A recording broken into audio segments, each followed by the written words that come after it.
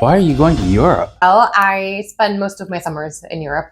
So I have music festivals and my own festival there. So my festival, Kon-Tiki Music Festival, is going on in June. So I spend quite a few weeks there beforehand to prepare for that. And remind me why you do the Kon-Tiki Festival. Why? Well, it started actually, the thought process started after I did a festival west. And it was so much programming that I didn't really care for that much. And so I was like, you know what, if we can do our own festival, we can be in charge of our own programming. And so that's kind of how it started. And Tor Heyerdahl is kind of a distant relative? He actually is, yes. Very distant on my father's side. And so when we were coming up with names for the festival, Kon-Tiki, that's such a famous, well-known, all-around name. And so we contacted Tor Heyerdahl's family and they were like, oh, of course, that would be great. So that's how we ended up with that name. This is kind of a new feature. Yeah. Some questions, rapid fire questions that you're not supposed to think about the answers. Okay. So, oh gosh, this is going to be So it scary. has to be the immediate thought, no censoring. All right? Yes. Okay, softball it at first. Let's do it. All right. I like that. What was the first piece you ever performed in I public? think that was a Bach concerto for piano and orchestra when I was about 6 or 7 years old. You waited till then? What composer intimidates you the most? Stravinsky. Why is that? Rhythmically, it scares me. And if you get lost, it's so hard to get back into it. So it's like if you get lost, you just might as well stop, which has not happened yet. Thank goodness. What's a piece you wish people knew more? Grieg pieces, so lyric pieces. I wish they were played more. His solo, he has so many lyric pieces, and they're actually not that much performed. And I know I'm biased because I'm Norwegian, but they're so beautiful, and I wish they were played more. All right. What's a hidden talent you have that no one else would expect? I'm a pretty good wake surfer. That's something I don't think people really know about me. And I'm pretty good at kickboxing. Coffee or tea? Coffee. Metronome, friend or foe? Friend, but secretly foe. Want to explain that? I mean, I don't like the metronome, but he does good things. So I would say he's a friend deep down. Which one musical skill do you wish that would come easier to you? I wish I was better at memorizing. My brother has that skill, and everything comes so easy to him with memorizing. But for me, that's a little harder. Digital scores or paper? Paper. I love it. I'm an old-fashioned gal. I use my computer sometimes, and it's useful in certain instances, but mostly I prefer paper. What's your favorite film score?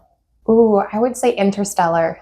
I love that music, and I've tried to play it on the piano several times because I think it's so beautiful. What movie gets classical music right? Amadeus, I would say.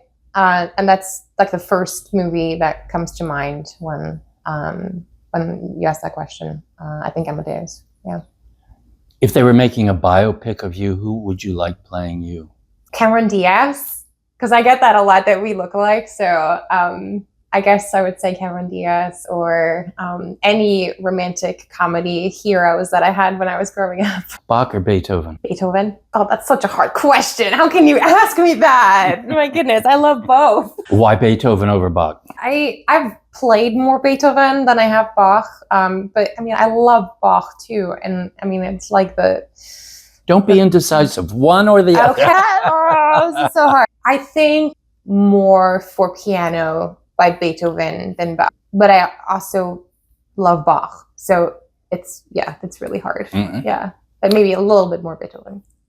Cats or dogs? Dogs. Always love dogs. Do you have one? I don't have a dog. I travel too much, but I love dogs. If you were to have one, what kind?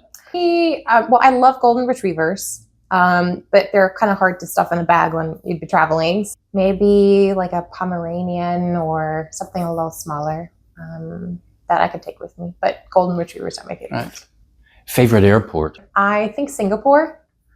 That's a pretty decent airport. And for convenience, Atlanta. I mean, it's not my favorite airport at all, but it does have a lot of flights going out of it. So for that reason, Atlanta's a good one. Mozart or Mahler? Mozart, again, has more for piano. So I don't know a lot of Mahler pieces for piano, but Mozart, yeah. In the same vein, Liszt or Chopin? Terrible. How can you ask a pianist that? Probably Chopin. Yeah. To me, it's maybe a little bit more, I don't know, there's more to choose from, in my opinion, by Chopin for piano. What piece do you never get tired of hearing? Grieg's A minor concerto and Mozart's Requiem. That's two, but that's all right. Okay, then I would say Mozart Requiem if I had to just choose one. It's my favorite piece in the entire world, and I could listen to it every day. I love it. The Grieg, of course, you've played a lot. Yes. So you're really I love it with too. That's kind of a personal thing for me where I really love that piece and I love playing it. But if I was to listen to a piece, it would be the Mozart Requiem. Right. What's the best compliment you've ever gotten after a performance? I have changed something personally for them for the better. Like I've kind of invoked something emotional in somebody, that they leave the concert in something, even, any kind of feeling. That's the best kind of compliment that I get. Do you have a pre-concert ritual or superstition? Not really, but I try to do deep breaths before I go on stage, just to try to get a little oxygen, maybe 10 or 15 times. All right. And I eat a banana. What's your go-to comfort food after a long rehearsal or concert? I love snacks. So to sit on the couch with snacks, that's always good. I love Mediterranean food, so if I can go and have that, that's also a big treat. If you weren't a pianist, what would you be doing? I would be a psychiatrist. That's what my dad was. And it's something that's very interesting to me, and you get to help people. And I actually love combining therapy with music and try to help people that way. But if I wasn't a musician, I would be a psychiatrist. Which living composer would you most like to collaborate with? I'd love to collaborate with John Williams. I love movie music, and so I think that would be really interesting to do. Something for maybe orchestra and piano, for example. That'd be pretty cool. I don't think he's never done a piano concerto. I don't Call him up. John. Hey, John. What's your guilty pleasure song or artist? Ooh, we're getting into really embarrassing territory. Guilty pleasure is like old school trance music that I wasn't allowed to listen to when I was a kid, so now is the time to bring it back. And I like old school pop music, like things that were like in the 90s and 2000s. Like that's my guilty pleasure that I listen to in the car. All right. Alone. Anyone in particular? I don't know. I mean, it's like you can see my playlist. It's embarrassing. Radiohead and REM and Beck and... A real 90s child you are. Yes, I am. And I wasn't allowed to listen to that kind of music when I was younger. So I kind of like in my 20s, that's when I started listening to it.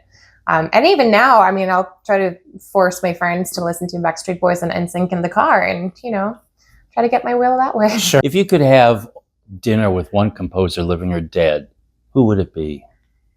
It'd probably be Mozart. I would have so many questions for him. Just to try to understand him and all the genius that came from him. That would be pretty special. Window or aisle seat?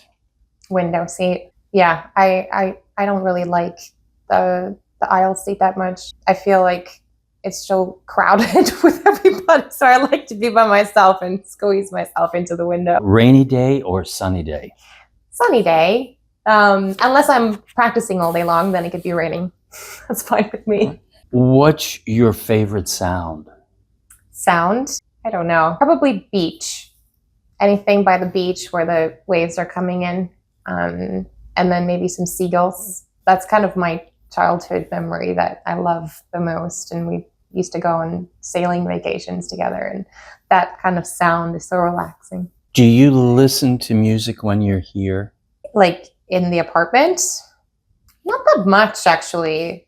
Maybe if I'm getting ready or something, but I play so much that it's sometimes nice to just not have any sounds at all. Okay. What one piece of music you've never performed but would love to? Let's see. I've never performed Rachmaninoff's Piano Concerto No. 3, and I would love to do that. I remember you did Two. Two. Yes, I've done two several times. Three, I haven't done yet, so it's on my list. And what about it? I just think the harmonies are so beautiful, and just the largeness of it, and just how the orchestra mixes with the piano, and just all the beautiful melodies that are in there. And the beginning, oh, so amazing. In the last question, you performed the Beethoven Triple maybe a month or so ago with the Atlanta Symphony. What was that like? It was fun. It was really fun. It's different to play with my back turned to my fellow musicians. So it was definitely a little different than what I'm used to. But it was really fun. And it's so nice to play with my favorite orchestra, which is the Atlanta Symphony, of course. And with my brother and with Danny Laffer. It was awesome. Great. Yeah. All right. Excellent. Yay! Oh, that was easy. Good question. Good. Okay.